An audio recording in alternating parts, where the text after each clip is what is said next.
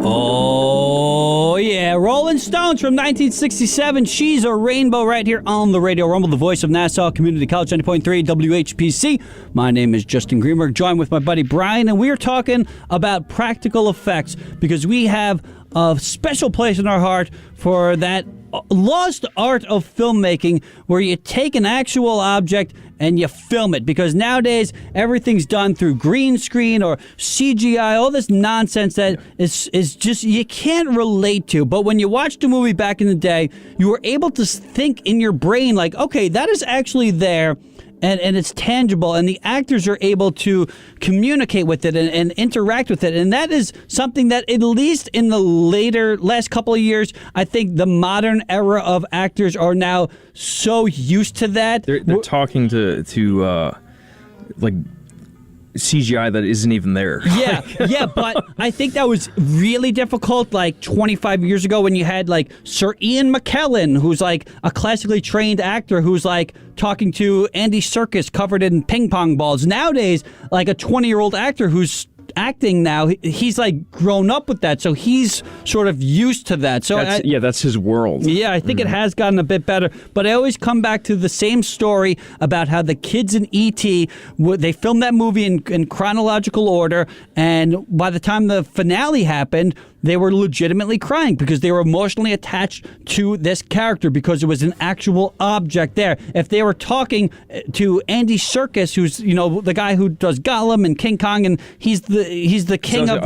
in Planet of the Apes, isn't he? Yeah, he's Caesar. Yeah. Well, he's the king of that sort of new brand of acting as CGI acting. Yeah, but if 5-year-old Drew Barrymore was talking to him, I don't think she would have been emotionally connected to that like she was that animatronic E.T. So we're going to talk about some of our all-time favorites, and we are playing the score from The Predator, which was created by Stan Winston Studios, who, in my opinion, is the greatest of all the greats when it comes to practical effects. I mean, I could go on with the creations that this man has created, from the Alien Queen and Aliens to Edward Scissorhands, but I'm going to go with one of his creations from the mid-90s, from 1993, and that is the dinosaurs in Jurassic Park, which is a blend of CGI done by ILM, but done brilliantly, mixed with the animatronics of Stan Winston Studio. In particular, that Tyrannosaurus Rex scene when it escapes the paddock and it's in the rain, and you see it's done so brilliantly because it's done at a slow pace. First you hear the dinosaur, then you see the ripple of the water in the cup, and then you see a glimpse of the T-Rex, with its claw ripping down the cage, and then you get the full reveal. If this was a modern movie, it would have been instantaneously, but you don't see that for at least 45 minutes. There's really no dinosaur attacks in that movie. It's that slow buildup, and I love that about Spielberg, and I love Stan Winston's practical effects in Jurassic Park. What is one that stands out for you, Brian? I love Terminator 2. Oh yeah, Judgment Day. It's there. I know that's like a crossroads movie because it's with the liquid metal. It's transitioning to the CGI, and at that time that was so groundbreaking. I believe, if correct me if I'm wrong, is what's his name, Robert Patrick. With that scene where he walks out of the flames in the tunnel, is that really him walking, or is that? It could be a mix of various different things. I'm not 100% sure how that particular scene was done, but to bring it back to Stan Winston, he's the guy that did the practical effects for the Terminator series. For the second one as well. Yeah. One of the most jaw-dropping scenes, because I watched it recently after not seeing it for so long. I mean, I loved that movie when I was a kid. I loved that movie so much when I was a kid that I had the VHS tape. I would watch the movie, finish it, stop it, rewind it, go all the way back to the beginning, and then watch it again. I literally watched it twice in a row. It's amazing. But like I said, when I think I said this earlier. When you're younger, you're watching, especially you're talking about practical effects, you're watching it and you're excited. You got your adrenaline going. I always say that when you're a kid, when you watch movies, it just feels so much more real. Like, it really feels like it's happening, and I wish I still could feel that magic of like that childlike wonder. But funny thing is, I watched Terminator 2 maybe like a week ago, and there's a scene where it's a freeway, and you got Arnold Schwarzenegger, Linda Hamilton, and John Connor. They're in like this police van, and they're driving down the freeway, and the T-1000 from the helicopter is flying like right above the freeway, like the highway, and it's following them. And it's incredible stuff. And there is a moment, it's a quick cut. There's a moment where it's just a single shot, and you see it, and the helicopter actually flies right underneath the freeway overpass. And like, it's practical effects. Like they really did that. And as an adult, I'm watching it, and I'm in disbelief. I'm like, that is so dangerous. Yeah. I was like, they flew a helicopter underneath a freeway overpass. Well, that would all be done in CGI if that was done today. Forget the insurance companies, like all the producers. They would be literally ringing the phone before that shot's even set up. Yeah, they'd be like, "Wait, what does he want to film?" But it's real, and you know that movie's over 30 years old, and it still holds up because of that. You watch this Ant-Man movie that just came out. It looks like a PlayStation game. It's all just green screen. It's all CGI characters. And there's no relatability to it. I've lived in that world of Terminator 2. We've all been into the city. I know that's in Los Angeles, but we've all lived in a world where you've gone to arcades and you've seen people riding dirt bikes and you've seen a helicopter in real life, and you can relate to it because it is real. Obviously, there's fantastical things that happen with it, with cybernetic creatures that are taking over the world. That we can't relate to yet. Maybe in 10, 15 years we can. But I think that is what is so brilliant about these practical effects or these stunts. Because stunt work, in my mind, is a practical effect because it is a lost art form, and you're actually doing it on the screen. They were craftsmen. Yeah. They were craftsmen. They were also, they were out of their minds. I mean, like, I was watching the commentary on the scene that I just mentioned, and that, the pilot, I believe it was like two brothers or whatever, and they were Vietnam vets. They were pilots. And like James Cameron wanted to do that shot where the helicopter actually flies underneath the freeway overpass, and the rest of his crew said, "Yeah, we're not doing that." And James Cameron's like, "Okay, that's fine. I'll just do it myself." And then he just goes with the vet, like the pilot, that is just exceptional. And they literally do that shot, and it's just crazy. Well, even just helicopters in general were used a lot in movies just to get establishing shots. Nowadays, you just get a drone. I mean, you could get a drone shot, and it's a weird way that movies, they up their production budget. Seemingly, it looks like, oh, what, this is a good-looking movie because it has this really lavish shot of a forest, and you see all the trees, and it's just all done by a drone. And you see a lot of these low-budget movies that you think, you know, your mind gets tricked into thinking, oh, this is a helicopter that's filming this, and it is a high-quality, big-budget movie. No, it's just a drone that some kid got for $1,200. I want to go over some other amazing practical effects, and one that I think a lot of people from our generation just have such a fondness for, and they just released a trailer for another version of this series, and that is the Teenage Mutant Ninja Turtles. The Ninja Turtles movie from 1990 or 91. 91, I think. 91. Yeah. That's Jim Henson. Jim Henson Studios. There you go. Yeah. It's unbelievable what they did there. Because when I was a kid, you mentioned how you just believed that this was real. I believed those turtles were real. I believed Jurassic Park was real.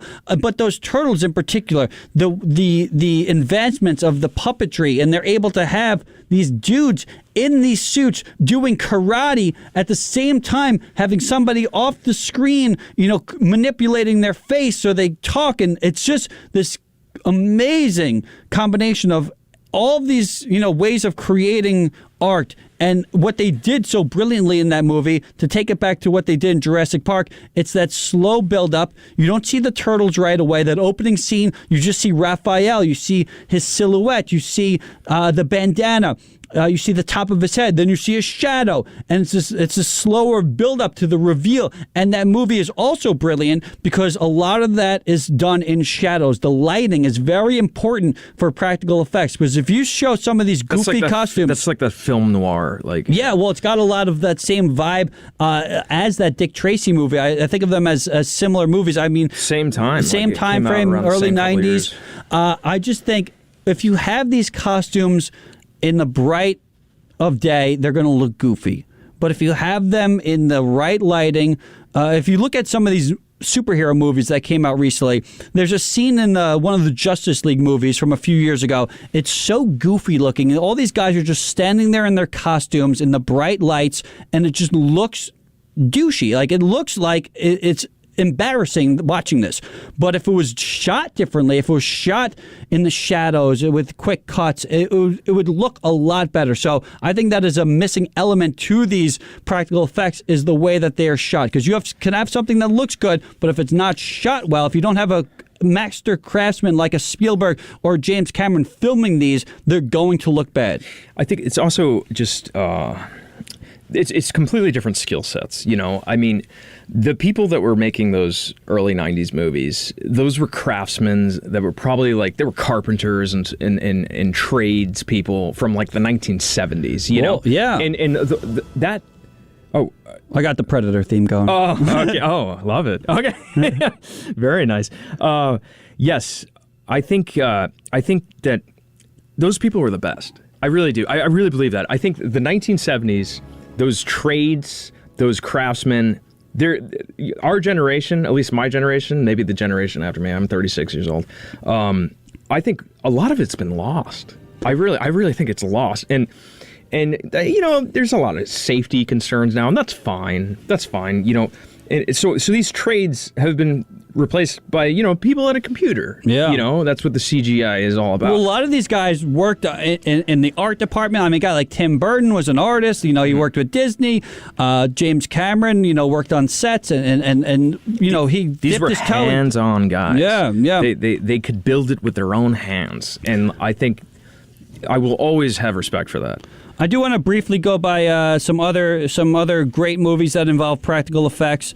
And then I want to give props to a modern thing that is going on with the practical effects. So I love the Fly movie from 1986 starring Jeff Goldblum. That entire movie, the transition. David Cronenberg. He's great. And his son is great, too. I just saw a movie that he directed a few weeks ago. I forget the name of it. Really sick, twisted movie, just like his father would make. Yeah. But the whole... It sounds like a Cronenberg movie. The whole Fly transition of just him... Videodrome? You ever see that? Yeah. That's a wild one. I just love the way he makes movies, and I think The Fly is his masterpiece. I love that movie. I love The Elephant Man from the early 80s. David Lynch. Yes. Yeah, that's again, it's done with the shadows. I have mixed feelings about David Lynch. I don't like a lot of his stuff. I love The Elephant Man. I love Blue Velvet. I love Mulholland Drive. I think I respect Eraserhead, but I think that there's a little bit of a snootiness. Oh yeah, that for sure. And I think there's a whole generation of film school kids that just worship this guy. And not that I don't I don't have great dislike for him. I just think he can be overrated. I like fun movies, so his movies are more artsy fartsy and dark. Give me RoboCop, which is another movie with great practical effects. I love the suit that's created for Murphy. I love the squibs. The scene in the office? Yeah, Mr. Kenny gets destroyed by the Ed 209. They had edited it. I think that was supposed to be X-rated. Yeah, well, if you have the DVD, they have the unrated version of Mr. Mr. Kenny's death. 2 minutes, right? Yeah, and then the best line after they goes, "Could somebody call a doctor?" It's this guy was just shot by a million bullets. Totally massacred. I love the scene in somebody get a doctor in here. There's a character named Emil in the movie, and he gets this toxic waste poured on him, and he's coming out from a corner. He's like, "Oh yeah!" And that's towards the end. Yeah, right? And then Clarence runs him over. Sludge. Yeah, yeah. And then when the police car just drives through him, he just melts into a puddle. Yeah, right? I love that. It's corny, but it's Total everything. Recall. Total Recall. Yes. I mean, just the woman with the 3 breasts is great, but Quado, the dude in the stomach, is great. The scene where Arnold's eyes pops out. on Mars, and when he's having like a bad dream. That's also a Paul Verhoeven movie who did RoboCop. Quickly though, there's one that I do want to give props to. And it's one that's going on right now, believe it or not. I love the Star Wars series, the initial trilogy. I really don't like anything else involved in Star Wars. I think it's the most overrated. Again, fatigue. Yeah. I think it's fatigue. It's overrated as far as a total franchise goes because, let's be honest, there's like 2.5 good movies and the rest is pretty much trash. But I do very much like... I think I happen to agree with you there. I love The Mandalorian. I really do like The Mandalorian. And that is one of the few series or movies that still does the practical effects. When they're in a ship, it's a man-made ship for the most part, and then that character of Grogu, Baby Yoda as people know, is all done through puppetry, just like how Yoda was done back in 1980 for Empire Strikes Back. It's the same process that they're doing. So I love that. And it's again, you get that emotion because it's actually there. And I think that is something that is, like we've said, is missing in Hollywood, unfortunately. I'm all about going back to practical effects. Yeah. I just mixing it, like... Yeah, if you get a good mix like Jurassic Park or Terminator, CGI I think that's when it was so good, where it was the transitional period. Yeah. Anytime there's a transitional, that's usually when some of the best stuff is coming out. Because you got the old school and the new school. You have the old school meets the new school, and I think that is a fun time.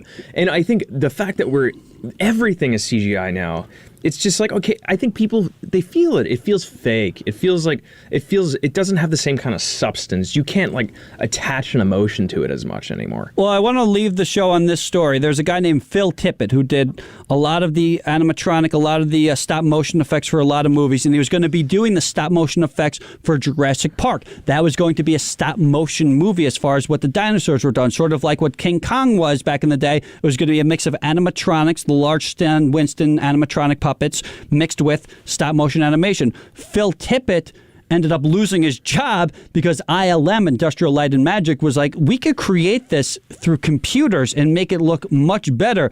And Phil Tippett said, I think I'm extinct now. And they actually used that line later on in the movie when Jeff Goldblum talks about, I think we're going to lose our job because there's a park here that is creating dinosaurs. But what's so brilliant is Spielberg did not fire Phil Tippett from the movie. He just got rid of him to do stop motion, but he made him the head of animation, and he used his techniques of puppetry and stop motion and taught the people of Industrial Light and Magic how people did practical. And how these animals should be moving. And I think those lost arts should definitely be part of the education process. And it was. I remember I took a photography class when I was much younger, and they still taught us, even though it was already transitioned almost fully into digital, they still taught us how to develop print and do the physical aspect of that of photography. And it's important to understand both mediums. I think there are some directors out there that still like that. I think the Guillermo del Toros of the world that like to do stop motion animation or like to make creature effects. I mean, if you just watched The Shape of Water from a few years ago, that was not CGI. He likes his props and his costumes. There are people that are still out there. It's just unfortunately not the norm anymore. But that's actually going to do it for this edition of the Radio Rumble. Brian, thank you so much for coming Justin. on. Thanks so much for inviting me. Yeah, I want to have you on in a few weeks. So after that Mario movie comes out, we'll discuss that and some more classic cinema later on next month. But let's finish out this program with another one from the Rolling Stones. Here is Ruby Tuesday from 1967, 90.3 WHPC. Thanks, Justin. Appreciate it. Have a good one, buddy.